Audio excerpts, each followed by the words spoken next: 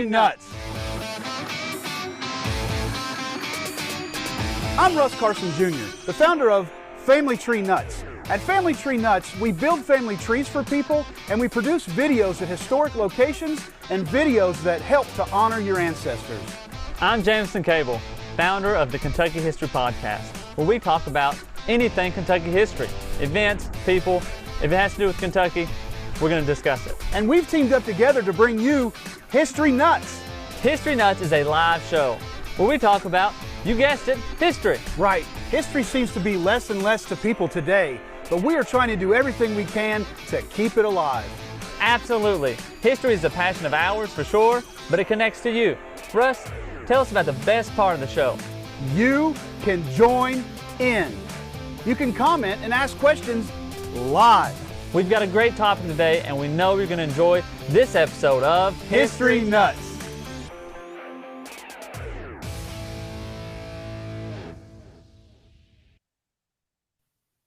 And we're live. What's up, Jameson? Hey, man, it's a nice, rainy, but yet sunny and hot Kentucky day. So, yeah, I guess all that mixing. All three, yeah, buddy. All that, yeah. So, yeah, man.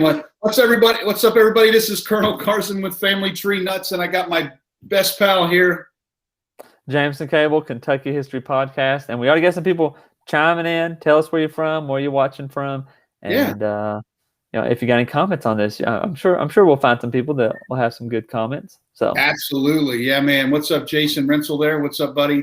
Yeah, make sure you let us know where you're watching from and comment. That's what we said. The best part of the show is you can chime in. Yeah, you can chime in. Yeah, man. Absolutely. We want you to chime in on this because we got a great topic. Looks like Don says he's back from vacation up in Arden. I think he's been at the beach. Hey, well, it is summertime, vacation time. Have you been on vacation yet? Or your family did? That's right. You sent your family to vacation. Was on vacation. Yeah. I was staying here doing lots and lots of I vacationed with people from 150, 200 years ago, so. Hey, yeah. They all kept quiet though, right? Yeah, they don't argue much, kind of thing. But yeah, so, man, we got an awesome show tonight. I'm real excited about it because it's one of those stories that is an epic story, but hardly anybody knows about. That's very true. I knew about it, but not until really we discussed it more did I really kind of learn the significance of it and the depth of it too. I mean, we're going to be connected to a lot of things that we've already talked about, and it's pretty interesting when we get to it. Yeah, Mary says howdy, watching from Genoa, West Virginia, in Wayne County. I'll see you tomorrow, Mary. And Brian says, hey, he's from Texas. Old Man Winter says, howdy, gents, the jarhead there from Washington State. Alex says, hello from Independence. The Boone Trace video was an awesome hour of his day. Oh, yeah, man, it's a little bit more than an hour. Chris says, hey, gents. Ancestor Stalker 1 says, hello from Illinois.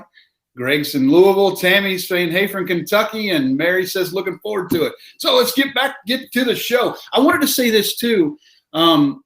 This particular story is today we're going to talk about Captain Jack Jouett, but there is a lot of historic names that you're going to be familiar with. Mm-hmm. You may not know who Captain Jack Jouett is, but I guarantee you're going to know a whole lot of names of people that we're going to talk about tonight.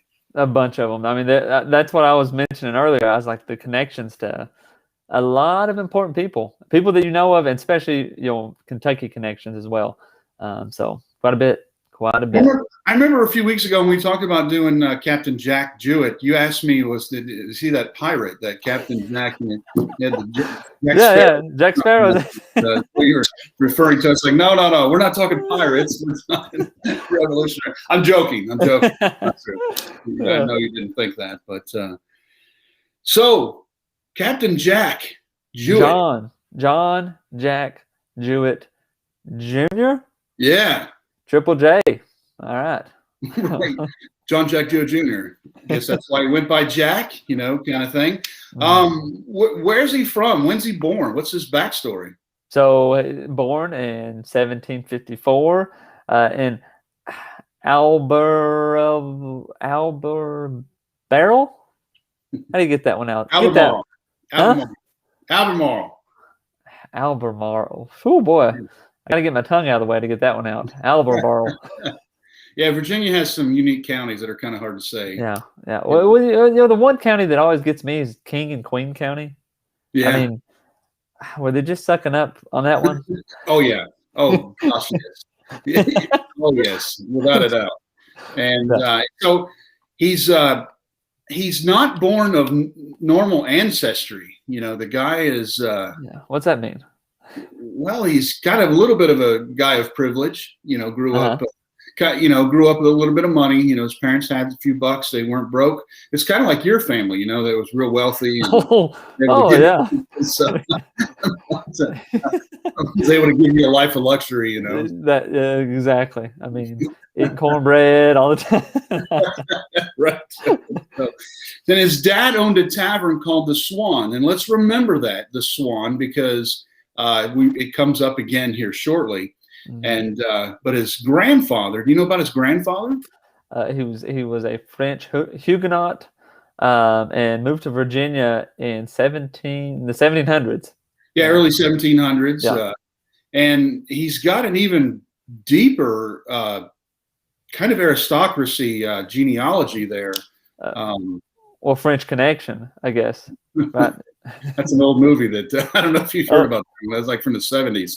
Called The French Connection, but yeah, yeah, that was not intended, but it may have hit. VHS, I've never seen it, but his family descended from Norman aristocracy, and one of his ancestors was Mathieu de Jouett, Jouett, and I can speak French, but some of the way the spellings go, I'm not exactly sure how they said it, but he was the master of the horse to King Louis XIII.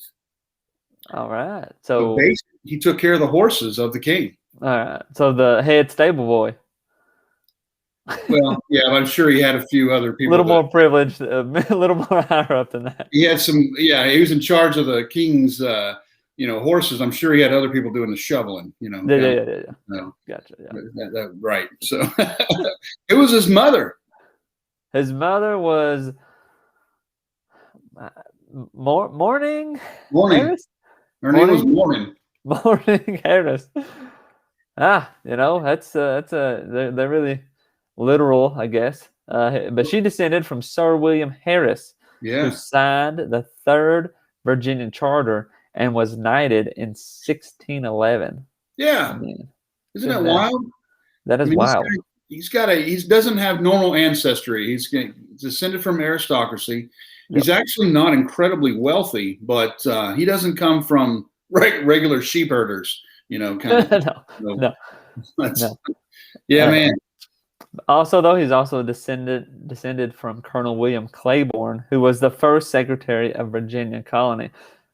So, again, a lot of connections. I wonder, what exactly was the reason to come to America? Maybe it was anyway, I don't know. If you know the story of the French Huguenots, they pretty much got ran out of, Yeah, that's probably it. That's part of the reason. And then other people were seeking riches and things like that too. But Jack was kind of a little squirrely man, wasn't he? No, he was not. He did not take after me. He was he was on the other side, which unique for the time. He was a big guy, about 6'4". I mean, tall, 220.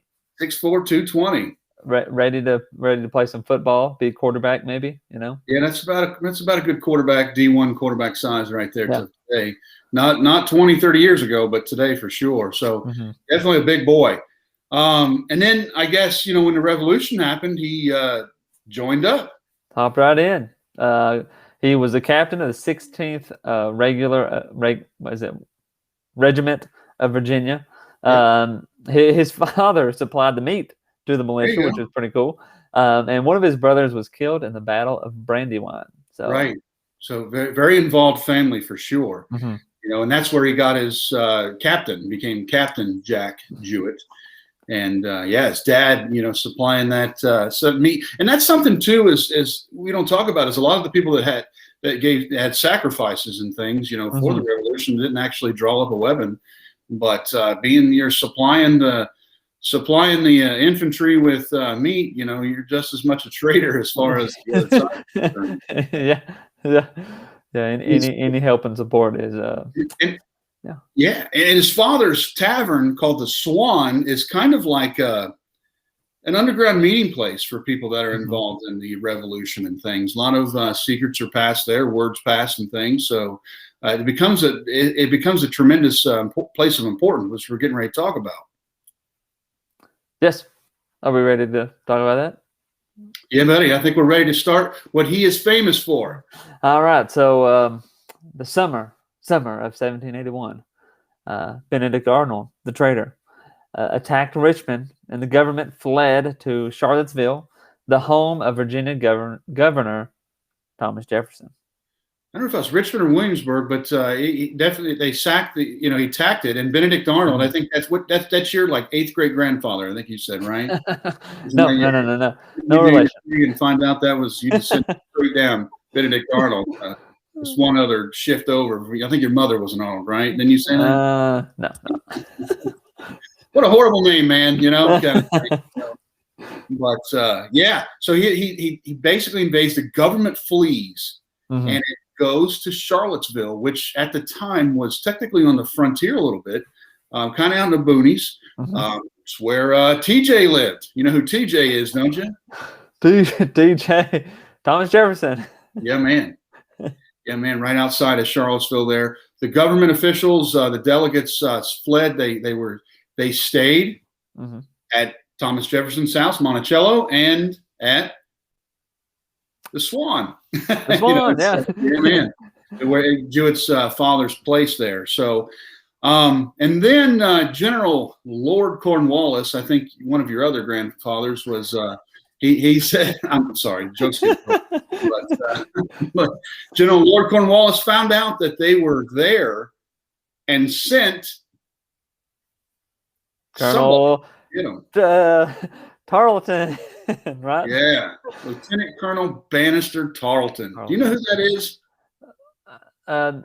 It's very familiar, but I can't get past the name of Tarleton. I mean, that'd be rough. It just feels like such a snooty name to be Bannister Tarleton. It seems so highfalutin. I hate that guy, but highbrow. Well, I mean, have you seen? I'm sure you've seen the movie The Patriot. Patriot, that's right. There you go. Yep. Bad guy is Bannister Tarleton. There you go. The blue-eyed devil. I can't believe he did that to William Wallace too. Wait.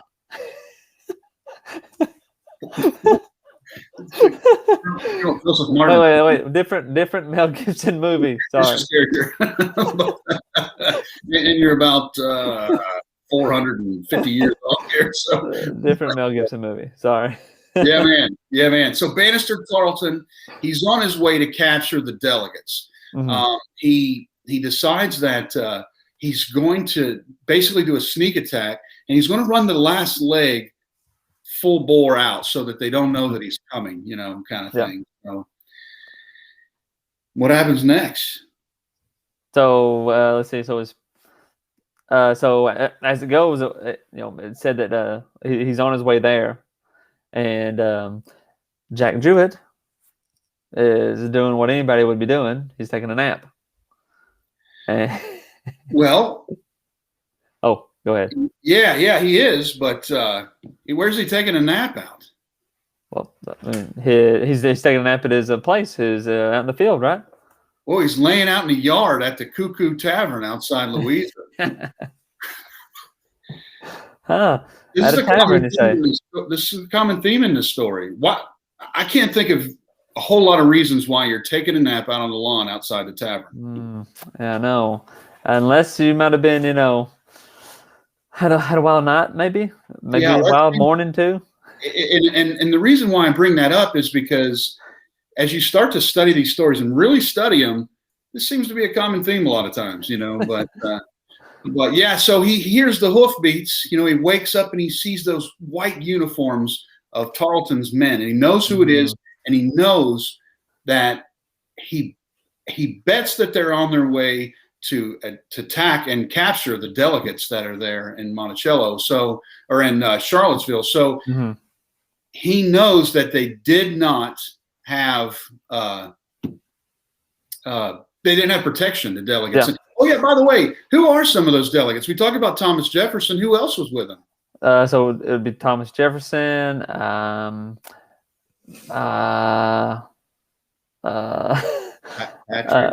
Patrick Henry. That's right, Patrick Henry. I'm trying to think. Was Hamilton with him? No, or he was up north. Harrison was there with him. Harrison, not Washington, of course. Richard Henry Lee, Thomas Nelson Jr. That's another one, Nelson. Very important people were there too. So, and there's one other guy I'm going to hold back when we're talking about. I didn't want to say his name. That's the one I kept thinking of. You don't want to say. Yeah. Greg Sayre says, "Are you sure that he wasn't a Marine?" Sleeping the He performed very Marine-like that evening. I'll say. Let's just say. Not to sleeping on the lawn near the tavern later on. So he knows they're in danger, and he decides that he's got to give them warning. But he can't take the main road because that's what the British are on. Yep. What does he got to do? He's got to take the rough road, or the less traveled road, the harder road, the more difficult road. Yeah, through the woods at night. Just by moonlight, and he's got to go fast to outrun them. Do you know how far it was? 40-some miles? 40 miles. Yeah. 40 miles that he decides to jump on there. I was talking with Sue earlier today. She's one of our team here at Family Tree Nuts, and we were talking about, we often think about these distant places on the map and how we were talking about Henry Skaggs, how he was known for Skaggs Trace, clear out here in the Bluegrass region, but he was at Harmon Station during Jenny Wiley's rescue. Yeah. And, my gosh, man, that's 3 hours, 2.5, 3 hours apart. And but these people got around quite a bit during that time. It's pretty neat to think about that. So, yeah. So that was about 10 o'clock at night. About 11:30, Tarleton made a pit stop. Yeah, he has to stop. His men, of course, need some rest here and there. So take a little break. But then they took a few hours off and then got back on the road at about 2 a.m. So that probably gave Jack a little bit of time. Got a little farther ahead. It took an hour and a half break. Now later on, Tarleton was actually criticized of that. He's like, "What are you doing, man?" He's like, "Hey, I just stopped enough for us to rest the horses, rest the men for a few minutes, and get back on the road again," kind of thing. So you can't ride your men into oblivion, from experience. And but they actually, while they were there, they ran across 13 supply wagons that were on their way to the Continental troops there in South Carolina. Set them afire. Set them afire. Yeah, man. Why not? Yeah. So, I think about little side stories like that. These guys were living in times. Some of the people that they came across were very receptive of them, and they were appreciative of them. Some of them just acted like they were glad to see them. Most people think that we were in a massive nation of rebelling, but only about 10% of the population actually fought or in the Revolution. And then there's also people who didn't want to separate from Great Britain either. So it wasn't necessarily 100% supportive, but those Tories, and they've got their reasons and things. So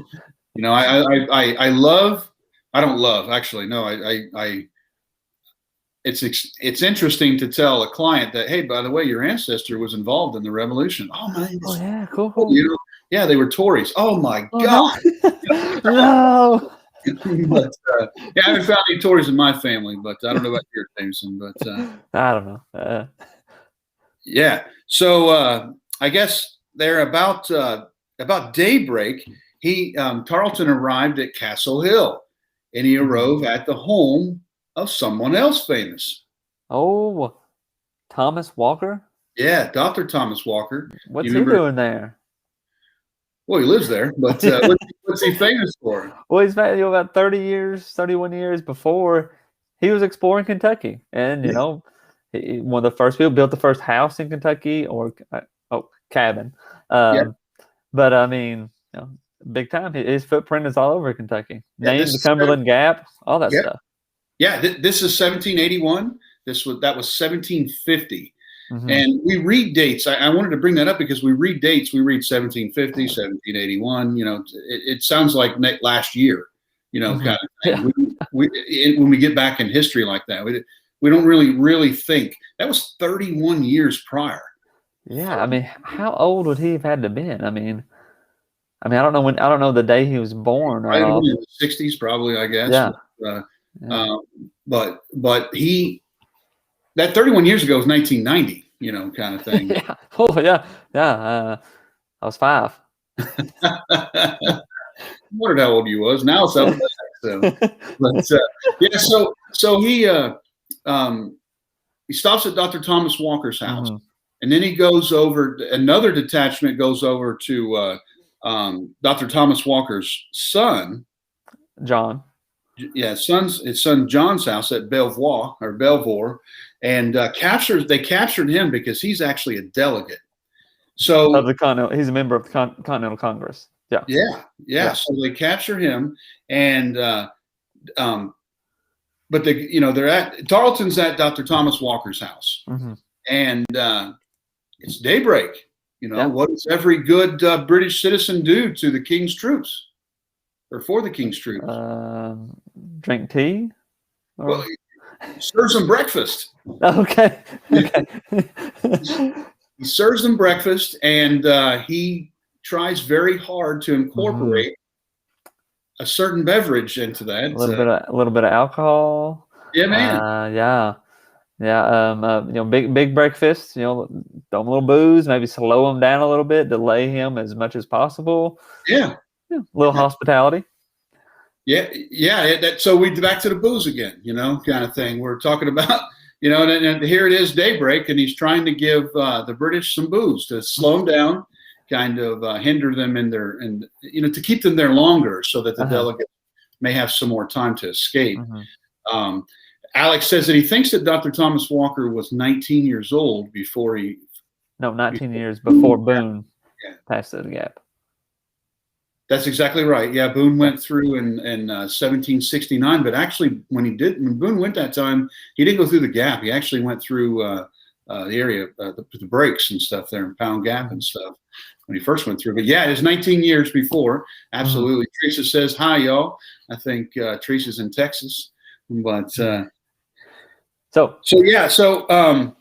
elaborate breakfast tries to delay him a little further. Mm-hmm. At about 4:30 a.m., Jouett arrives at Monticello. Monticello? Well, that's how we butcher it, but it's the home of Thomas Jefferson. Yeah, man. So he bangs on the door and says, "Hey, get up, get up, get up." The story is that actually Thomas Jefferson was already up. He was out in his garden, and what's the first thing that Jouett says? Hey, man, you got to go. They're coming to get you. They're going to capture you guys. You got to flee. What does Thomas Jefferson do? Says, hey, man, here is some fine Madeira, which is a fine wine out that's from Portugal. Oh, Portugal. Okay. Here we are. All right, now we're at 4:30 a.m. Hey, man, you've got to run. Have a nice glass of wine. Yeah, give us some wine. Thomas Jefferson, he did spend some time in France, right? Yeah, but a little later on. Oh, he's not there yet. But it's just like 4:30 in the morning. Moderna was very, very expensive, so he's giving him a reward. Is basically what he's doing. Jack Jouett goes in a couple more miles into town, into Charlottesville, and Thomas Jefferson, he decides to grab his gear and get out of town, doesn't he? No, he is very slow at this. he, he is not prepared at all to make a run for it. He sends his wife and daughters to his friends, John Cole's plantation, which is about 14 miles away. He has breakfast with the legislators. We had breakfast. Yeah. That's getting ready to capture you, and could be certain death, could be hung as traitors. Breakfast. Well, yeah, and surprisingly, the legislators sat down and make plans, to leave. It's like, I mean, all legislators want to do is sit around and talk. It's the A, right? And I'm sure they had some Moderna too, I guess. They already had the bottle open at that point. So yeah, but 2 hours took him 2 hours to gather all his papers, and which, I mean, a lot of, I guess, important documents, of course, but 2 hours. Yeah. Whew. He kept checking the path with his telescope and continued to prep to leave. Looking at the edge of his property, waiting for the British to come over the hill. But he finally saw the British on his lawn, and he made a quick escape through the woods. Yeah, I think some people say. I think one of his slaves said later on that he had to actually hide in a hollowed-out tree, for a little while to escape. I mean, these are his little moments. You know what I'm saying? It's a small part of the story, but these are these little moments that could have had a tremendous impact on the country. Yeah, I mean, they found him. I mean, he became president. He was very important in the whole Declaration of Independence, the whole founding of the country. They'd have hung him. He would have been a goner for sure. Yeah. So Jouett, in the meantime, so Thomas Jefferson gets away, the delegates get away, but he runs to the Swan, his father's tavern, wakes everybody up there. The delegates, tells them, you got to go, get lost, and he meets up with somebody else that's kind of famous too. Okay. Are we ready to say it now? No, not him. General. Oh, a general. Oh, a general. What? Well, General Edward Stevens. Okay. Had just been injured at the Battle of Guilford Courthouse down there in North Carolina, and that's actually one of my favorite battles. We've done a video there at Family Tree. I have two of my own great grandfathers that were at that battle there. But he was injured at that battle, and he was resting at the Swan Tavern to recuperate. Captain Jack Jouett got the general and says, "Hey, man, I'll help you out of here." The general couldn't ride very well. He was too injured. Yeah. So he started to lag behind. And do you remember how the general was dressed? So the general or Jack? Either one. They're both. So the general was kind of had some shabby clothes on, which you would expect. I mean, he's been injured, recovering. However, Jack was dressed very nicely, ornate clothing. Yeah. So why is that important, though? Well, because the general started to fade off, but as the British were making their ride, chasing them, they saw the fancy clothes of Jack and figured that he had to be some kind of person of importance. And this vagabond in ragged clothes, was nobody, and that helped the general escape, which was very important for the cause. And Jack, knowing the area, was actually able to escape the British too. So we didn't capture them. So his 40-mile ride through the wilderness, to the thickets, after he'd been asleep on the lawn outside the tavern, was successful. Yeah. The delegates escaped. Except for seven. 7 of them actually were captured. One of them was Daniel Boone. Wow. What the heck, Daniel? What's he doing? We're talking about stuff back in Virginia here. Yeah. Daniel, what has Daniel Boone got to do with this? Well, so the legislators had decided to meet 3 days in 35 miles away in Staunton. But then 7 of them was captured, and Daniel Boone was one of them. He was held for 5 days. So he was a delegate. or a legislature. Yeah, he was elected from Boonesboro. That's right. Delegate. A lot of people we don't realize that Daniel Boone was actually a politician too. So besides all the other stuff, he was a delegate. He was part of the government. If you can imagine him being one of your state representatives, kind of thing, and that's what he was doing in Virginia at the time. We think about him wearing his buckskins, running around. He's back east doing his political duty, but he was captured, and they only held him for 5 days and eventually let him go. Maybe they realized, well, this guy's head's out west. He's not. We can get rid of him. He's somebody of insignificant at that point in time. And in most accounts that you read of this story here, Daniel Boone's not mentioned. It's not really part of the story.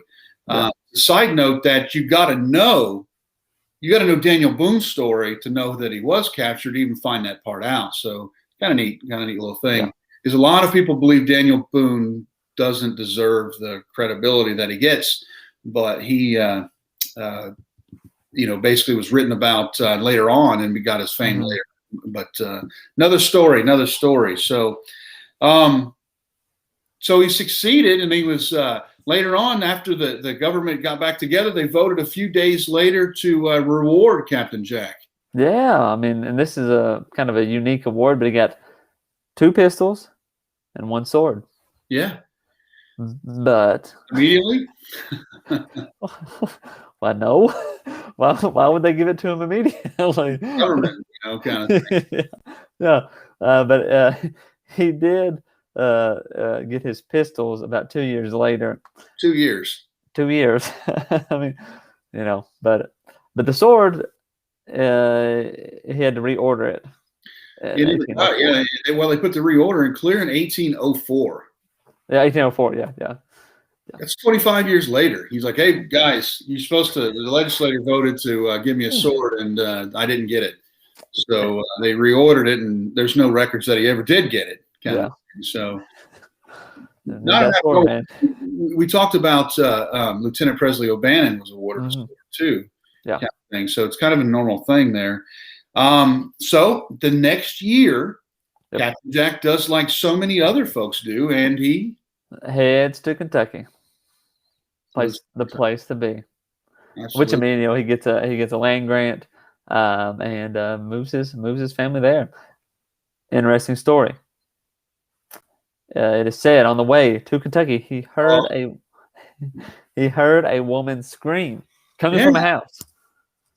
So Jack, being the hero that he is, he rushes in and he sees this woman being beat by her husband. So he knocks him down, turns around, and the wife hits him over the head with a pan. Boom! Or pot. I think I saw this on Cops. So the bottom of the pan or the pot actually gives out, and it's wrapped around his head or his neck, and it's said that he has to travel 35 miles to get a blacksmith to get it taken off. Now you can imagine this, So, what a comical story, Here he is trying to save this poor lady that's getting beat up by her husband, and he takes his side. And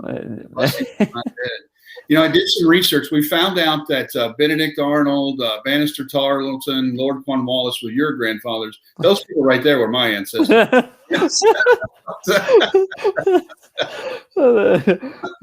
pretty sure of that. So yeah, there you go. Well, don't mess with a Kentucky woman's man, I guess. Yeah,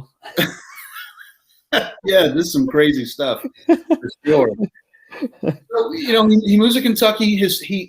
He lives in multiple counties, and I'm not even totally sure that he moved.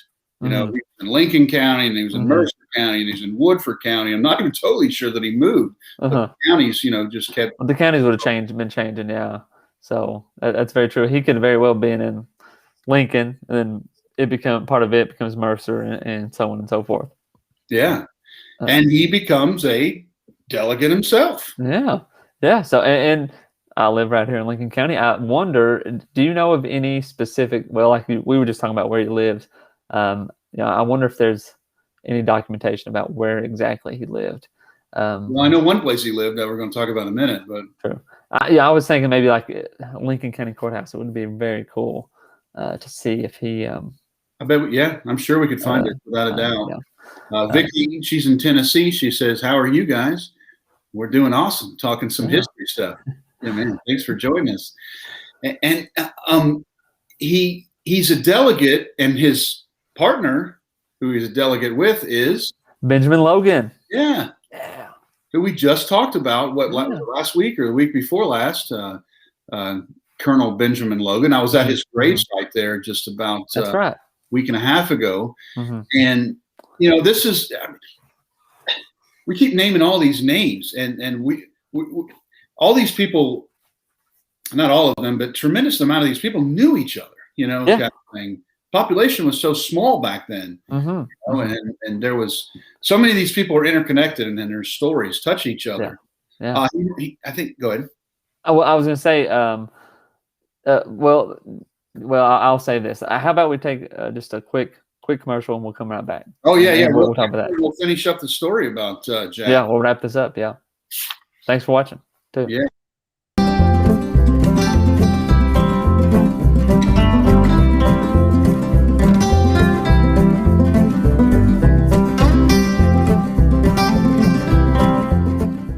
James Meade was born in Woodford County, Kentucky.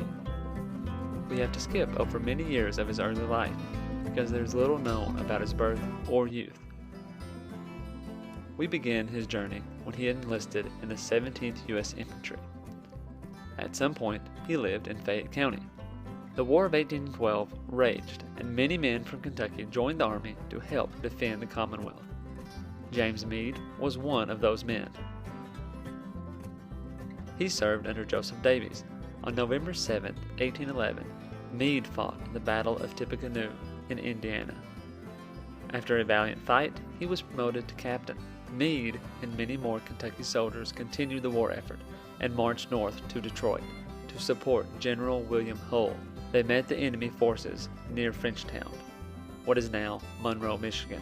During the battle, known as the Battle of River Raisin, a fierce fight ensued, and Meade led his men in the charge. He was exposed to the enemy and was killed. He died on January 22, 1813, and was buried in the Frankfort Cemetery. I hope you've enjoyed learning about James Meade. He was a quiet man who fought for his state and country, a Kentuckian, a soldier, a captain, and a war hero. He was one of 9 soldiers who died in the Battle of River Raisin to have a county in Kentucky named after him, Meade County. The 76th county of Kentucky was named after James Meade.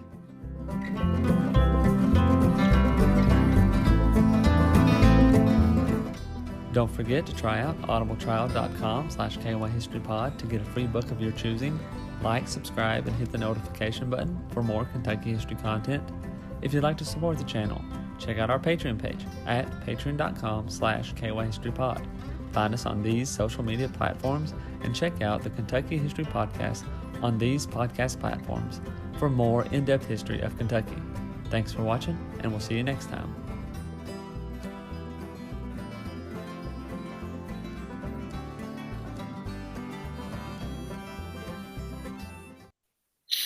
Yeah, man, that's a really good story. Well, Go ahead. Well, I mean, we're getting off track, but that's really good. James Meade, what do you say, 9 counties? Yeah. Are named after and it's really important because River Raisin. We'll talk about that in a second. But 9 counties in Kentucky are named after. I guess you would say war heroes from the Battle of River Raisin, which most of them massacre that took place after that. Yeah. So 8 of the 9 counties. Only Ballard, Bland Ballard, was the only one who survived, but the other 8 died. So yeah, that's a nice Jeopardy question right there, isn't it? So, yeah. We did get a question here. Where was Joseph? This is Joseph Davies. I'm assuming we're talking about Joseph Hamilton Davies, which is what Davies County or Davis County is named after. He was born in Bedford County, Virginia, but he came to Kentucky when he was young and lived in Danville. So, or the Danville area. So that's I guess that was Vicky's question. It's crazy that all these people that lived in the bluegrass region, but they've got counties named for them all over the place. Oh yeah, because they've never visited. You're sure of kind of thing. But the river rate. We'll talk about that another time. But a whole other story there. But and after this story here, so. Appreciate that. We actually did a video with Montez McCamish from Meade County Local. And you want to check that. If you want to go to our YouTube channel and check that out, you can see that we did the history of Meade County there. Just a brief history of Meade County. So check that one out. And now's a good time to mention too, we haven't said this. If you like what this stuff we're doing, make sure you go to our YouTube channels and subscribe there so you get notifications there as to when we post new videos, both Family Tree Nuts and the Kentucky History Podcast.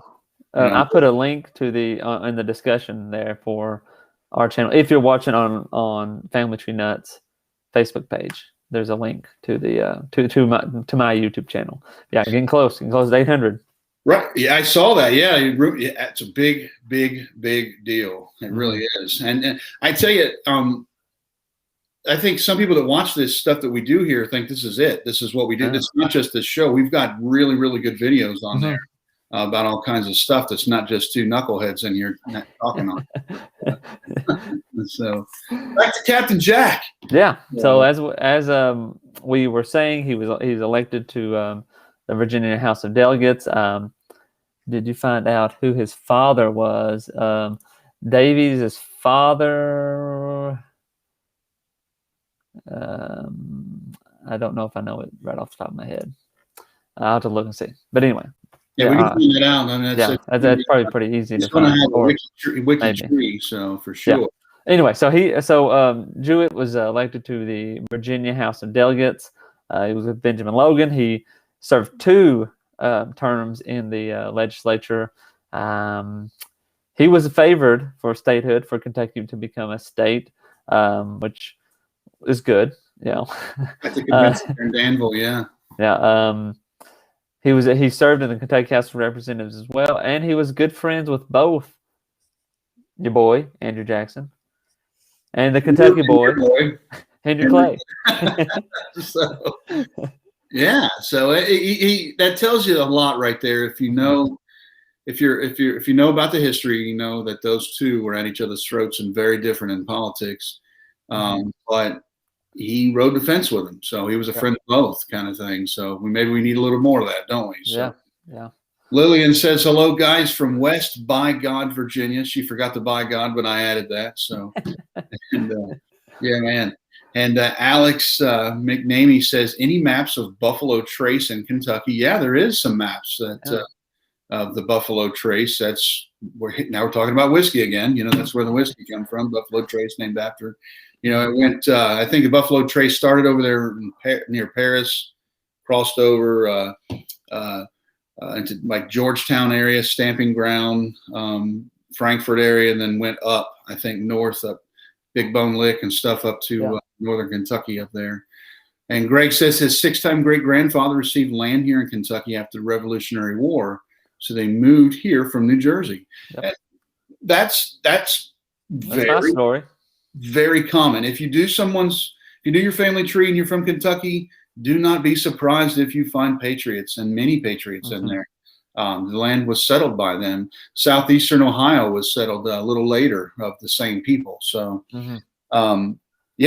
So he moves to Kentucky. He was a farmer, and he raised grew grain, I guess, raised livestock. He did own slaves. Yep, he did. He married Sally Robards. Yeah, married well from the Robard family. So. They had 12 kids. Whew. Yeah. Whew. Most notable, Matthew. Well, yeah. Most notable is Matthew Jouett. And we do a whole other story about Matthew. Yeah, but what's funny? Well, this next little bit. I mean, I guess if you had to choose a favorite kid, are you gonna pick one? he said he only had enough money to educate one of his children, and he chose Matthew. So I'm sure 11 were kind of like, the heck, man. What do you mean, Daddy? Yeah, so he chose Matthew. He sent him to Transylvania University. Mm-hmm. He becomes a lawyer. Yeah, I mean, he was a lawyer. But an important event came up. Yeah. Oh, somebody's already got. Greg's on top of stuff. So he enlisted in the Kentucky Volunteers for the War of 1812, and he rose to captain, got promoted to captain, and he was one of few survivors of the massacre at River Raisin. Yeah. Here we go again. Another one of these guys, you know? Yep. And I just wonder, like, so Bland Ballard, he snuck away. Like, he was able to run away and sneak away. That's how he survived. And I wonder if Matthew Jouett was somehow connected. And maybe they ran away together. You know, I mean, I don't know. It's a story probably we may not never know, but that's I bet you that's the case. Right. Mm-hmm. It's just amazing. You talk about all these people that there's just they're connected, you know, all over the place. I've been I've been to combat, and you know, we know guys that were there at this battle and things like that, and you know, just run into them later on in life. It's just amazing how they're all connected and stuff like that. But so Matthew, back to Matthew. Yeah, back to Matthew. Once he comes back, he starts to pick up law again, doesn't he? No, he goes a completely different direction and starts painting portraits. And he's pretty dad-burn good at it. And his dad was very happy about this. You know, that Captain Jack was very happy of his son Matthew becoming a painter, wasn't he? No, he's like, I spent all this money for you to go to school. I only had to pick one kid, and I picked you, and you are now a painter. Is that his exact quote? No, that is not his exact quote. I sent Matthew to go to college to be a gentleman, or make a gentleman out of him, and he has turned out to be nothing but a damn sign painter. This is quote. A sign painter. First time we've had profanity on this show, isn't it? So, no, but Greg was right. The painter. He was the painter, but he painted some nice portraits. Thomas Jefferson. That you have seen before. George Rogers Clark, Henry Clay, Marquis de Lafayette. Yeah. Yeah, so he's a painter. Thomas Jefferson. Yeah, I said Thomas Jefferson. Did I not say Thomas Jefferson? Not yet. Oh, okay, Thomas Jefferson. There you go. Yeah, some big time. You said GRC right at the beginning. I did say yeah. Yeah, some big time portraits that you have seen. So, you know, if you know much, I mean, they didn't have photography back then, so you know, it was a month's pay. You know, is basically what they say to have your portrait made. You know, so wow. You know, it would have been quite expensive to have this done. But so if you find in your ancestry that you have somebody that had a portrait made, you come from some money, you know, kind of thing. So he never even painted a picture of his father. The only picture we have of Captain Jack is he did do a silhouette. You seen those, the little side? Yeah. You know, the drawing of him. So that's all we have of him. And then he had Matthew's son rose to some kind of fame too, of something else that I'm pretty dabber sure you've heard of. You ever heard of Damn the Torpedoes? You mean James Edward Fighting Jim Jouett? Yeah, Fighting Jim Jouett. So let's hear this quote. Well, you know, he's the famous guy from you know, during the Civil War out there. I believe it was the battle outside of Mobile, Alabama. Out there, but his admiral, you know, they called him Fighting Jim, but no, James Jouett, the grandson of Captain Jack Jouett. You know, they call him Fighting Jim, but his admiral said that famous quote. Admiral Farragut said, "Damn the torpedoes, 4 bells, Captain Drayton, go ahead, Jouett, full speed ahead." So. Sometimes that gets shortened to "Damn the torpedoes, full speed ahead." Yeah. You've heard of that. So he's immortalized, and he's actually buried at Arlington National Cemetery. Now, just to clarify for myself, Was he Southern, Northern, Union? What? He's Confederate? Union? I'm 99% sure he's Union, but I've never questioned that. But I have to look that up. But I'm pretty sure Union. I don't. Let's see. Admiral. I can't imagine.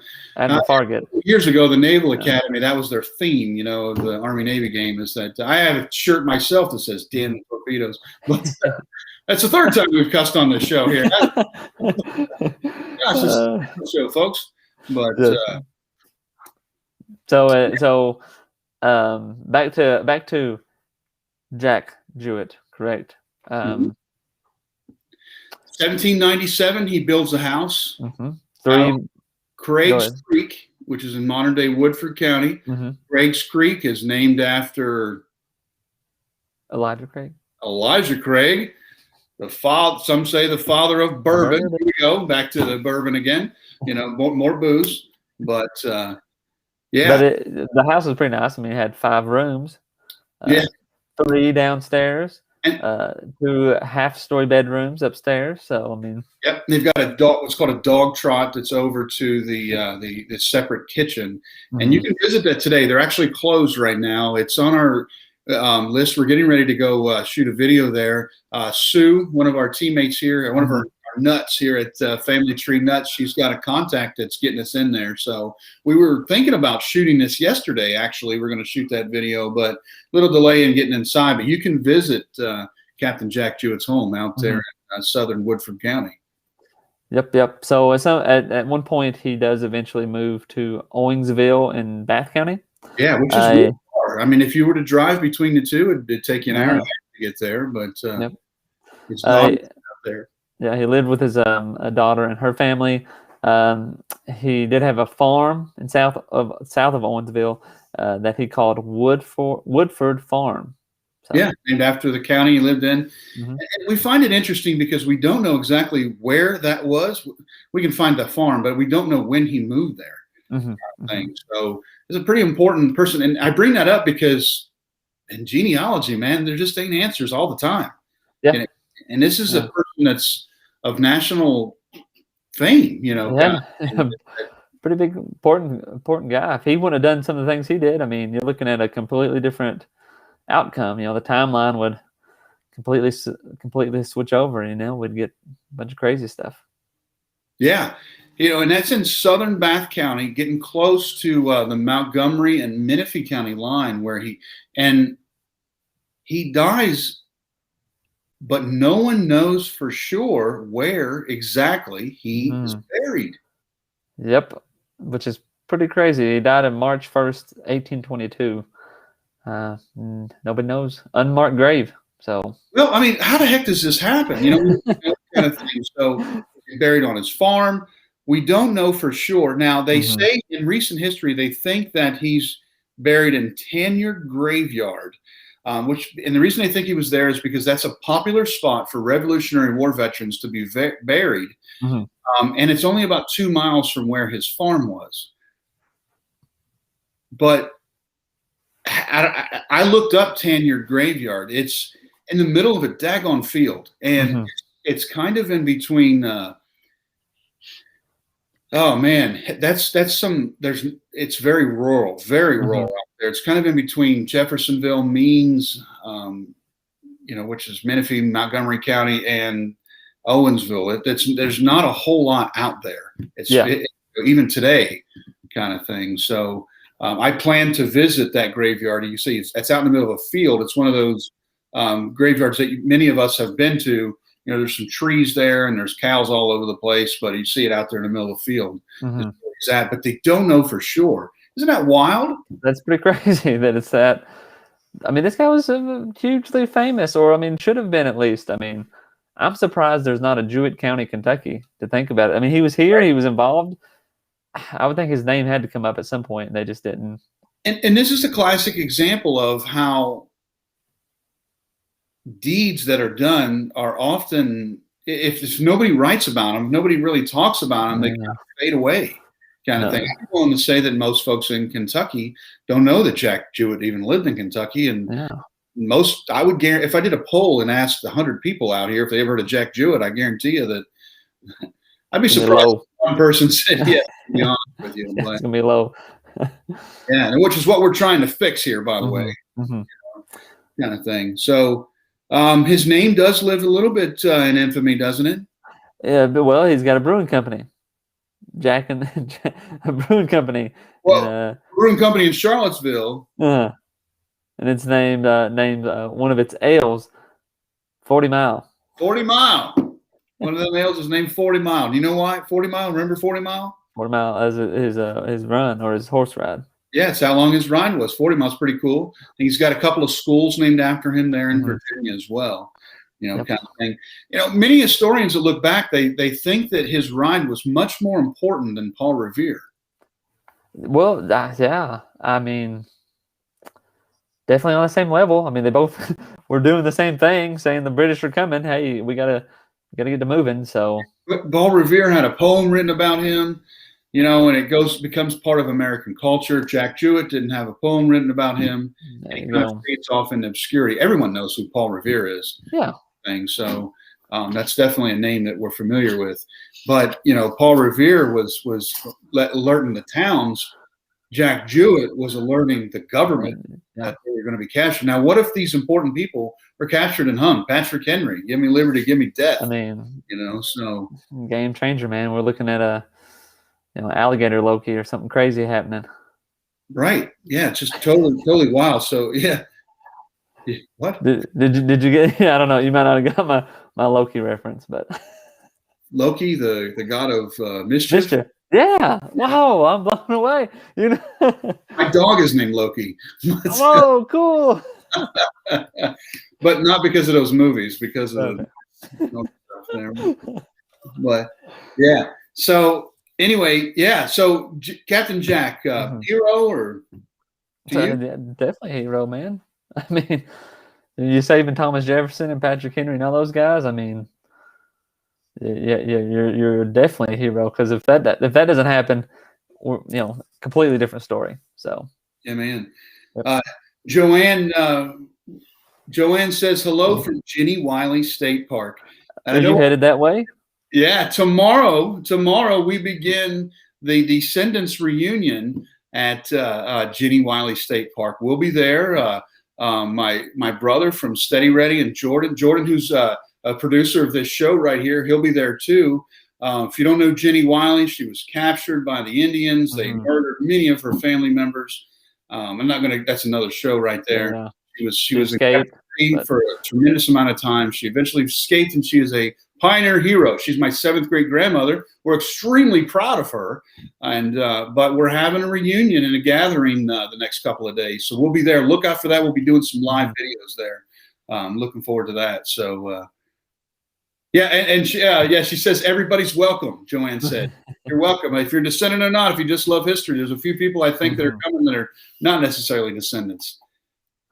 Would love to see a video on Maysville limestone and the pioneers that settled settled land that was so open to Native American attacks and any Ohio River traffic, including wildlife. Yeah. We've been wanting to do some limestone Maysville videos. It's hard because there's so much history in that little tiny town. Well, you got Washington there, and I mean, a whole bunch. Yeah, absolutely. I mean, you could Simon Kenton. I mean, you're looking at a lot. Yeah, Simon Kenton, Daniel Boone's there. Tons and tons. Underground Railroad. It's nonstop there too. Don said he's been to her grave. Yeah, man, we'll be there here on Saturday. So, absolutely. So look up Jenny Wiley if people are looking for heroes, especially female history heroes. That's one you can latch onto right there, and that's somebody we're pretty dapper and proud of at my house. As our 7th great grandmother, Jenny Wiley. And Lisa says, howdy from Texas. So, yeah, man. So anything else you want to say about Captain Jack? Pretty awesome story. I think it definitely needs to be told more because, it's important to the whole country. Revolution, for sure. Don said, can I come? Don, text me later. I'll send you the itinerary. We'd love to have you there. Absolutely. We'll be there all weekend. Greg says she was a bad. That is the word that I use for her. I put the word American in front of that. She's an American. A bit of a BA after that. Yeah. Absolutely. So. Yeah. But so that's what's going on with Family Tree Nuts. Anything else going on with Family Tree Nuts? Yeah, lots of stuff. I'm sure you saw the video there at Clay County Schools. There's no ruling on that just yet for the baseball field there. Yep. Bunches of videos planned over here the next couple of weeks. We've been really, really, really busy with that. So, yeah, absolutely. How about you guys? Well, happy late 4th of July, too. Also, we, again, we're doing these episodes, weekly episodes. Another episode of Virgil McCracken, another River Raisin person, soldier, comes out tomorrow. And then for the next 3 weeks, we got somebody else that has a county named after him that died in River Raisin. That's nice. Yeah. And then I'm also putting together a video like for the whole River Raisin scenario and that stuff as well. So a lot of stuff of that. It's summertime. Been recording a lot with other people for the podcast and all that stuff as well. So you can listen to that on Apple Podcast or Spotify or YouTube, whichever one. And that's the forgotten war, River Raisin. So 12, that most folks don't realize. We just pass over that. You go from Revolutionary War to Civil War. Hundreds of Kentuckians died in River Raisin because that's the most of the army or the soldiers there were from Kentucky, and that did not go well. So yeah, and the Native Americans and the British feared those backwoods Kentuckians. They fought like Indians themselves. They said, so, Also, too, I'll throw this out there. So look up the Facebook page, Save the Howard's Theater. We did a video back over, it's been a few months, about the Howard's Theater here in Crab Orchard. Yeah, you and I did that video. Yeah, and we mentioned that, the building was pretty much just sitting there, and no one, the owners weren't really doing anything with it, but they finally sold it. They sold it to somebody, and now his name's Kevin Bullock, and he is getting the ball rolling. He's ready to restore the theater. So if you go to that page, you can just like the page. You can donate if there's a GoFundMe there for it too, if you want to do that. But maybe we've got something going, man. Maybe we've got something going. It's rewarding, I mean, this is there's been multiple things that you've done separately, I've done separately, we've done together that have made a differences into the history world in our communities. Yeah. Incredibly rewarding to have a little small part into making a difference in that stuff, isn't it? It is, and it makes you want to do more. So, oh yeah, we're never done. We'll be old men out there on our walkers, So, maybe a cane. We'll have to have a cane like Andy Jackson, so we can smack somebody by the head like we did Midler. Yeah. So, I got some stories about Cassius Clay and his cane too. We're going to talk about. Hey, we will. Yes, he's another one. Got to talk about. Not Muhammad Ali, the other Cassius Clay. So who Muhammad Ali was named after? Next week though is Isaac Shelby. Yeah, that's right. Plenty of info on Isaac Shelby. It'd be a good talk. Yeah, the first and I think the sixth governor. First and fifth. First and fifth governor of Kentucky. But before that, man, that's that Battle of Kings Mountain. That's right. He's a little ruthless, man. Yeah, man. Anyway, we're rambling on here, guys. Yeah. I guess we need to get out of here for now. And anything else you want to say before we take off? Thanks for watching. See you next week. Yeah, subscribe to our stuff here on our YouTube there. And hey, Family Tree Nuts, let our nuts find the nuts in your family tree. At Family Tree Nuts, we make professional, historic videos all over the country and currently have videos in 25 states and even a few international. Let's face it, nobody wants to read anymore. As a matter of fact, nobody wants to even watch long videos, which is why I'm going to keep this real quick. Moving into the future, how are we going to educate the public on all the historic treasures that are found in every community? We have found the answer.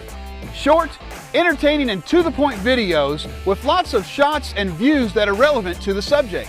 These videos are shared on social media and are the fastest and least expensive way to educate the community on the history of your area. We have experience working with historical organizations as well as city or county tourism departments and Chamber of Commerce's to produce these videos for their use. Our clients are provided with copies of any video produced as well as online links to the videos that they can easily add to their websites. Let us document and produce videos of just a few or all the historic sites in your area. You will find our rates extremely affordable and well below the industry standard for media production. We are passionate about preserving and documenting as many historical sites as we can, and we would love to work with you. For more information, contact me directly at russ@familytreenuts.org or my personal phone at 859-314-1976. And remember, Family Tree Nuts, let our nuts find the nuts in your family tree.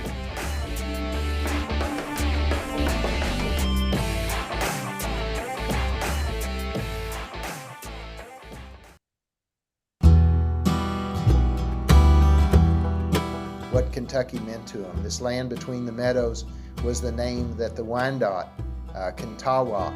You know, they'd always say Paducah is halfway between Monkey's Eyebrow and Possum Trot. I moved to Lexington in 1996 to attend University of Kentucky College of Law. I was born in the great state of Kentucky in Pike County at the Pikeville Methodist Hospital. Grew up on Short Street in downtown Lexington. I grew up in northern Kentucky. Contrary to popular belief, Western Kentuckians are still just as Kentucky. And met my wife there. She's from Lawrence County, Kentucky, and I never had any notion of leaving after I got here. My whole family is still, we're generational. We've been there in Ballard I was able to know my great-grandparents and, obviously hear lots of stories about my great-great-grandparents. We got to work on a movie, explores Kentucky culture and history and the stories of a wide range of people who live there. Jouett would never talk about being a night rider. It was a secret organization. You couldn't divulge your information. Yeah. My great-great-granddaddy's musket, double-barrel shotgun that they passed down to me. Local history is something that interests me. So Kentucky is very dear to me, and I love it very much. A lot of fond memories of Kentucky. Spent a lot of time on the grandparents' tobacco farms. Both of us growing up in Kentucky, being from Kentucky, value and see the rich history. There's so many things Kentucky offers. Makes our state beautiful, and honestly, there's so much colorful history in Kentucky. There's, I don't know. I feel like Kentucky, it's got its own thing. Yeah. Got its own thing. It really does, and I say that being a proud Kentuckian, so maybe but honestly, even all my friends that aren't, from there have always Kentucky's got something going on. And it definitely does. Ended up kind of on some back roads and just exploring Kentucky's beauty and its history. When you find something you enjoy, you just teach it, but you keep learning. Love Kentucky. Kentucky's a special place. I'm a proud Kentuckian. And they came up with Kentucky.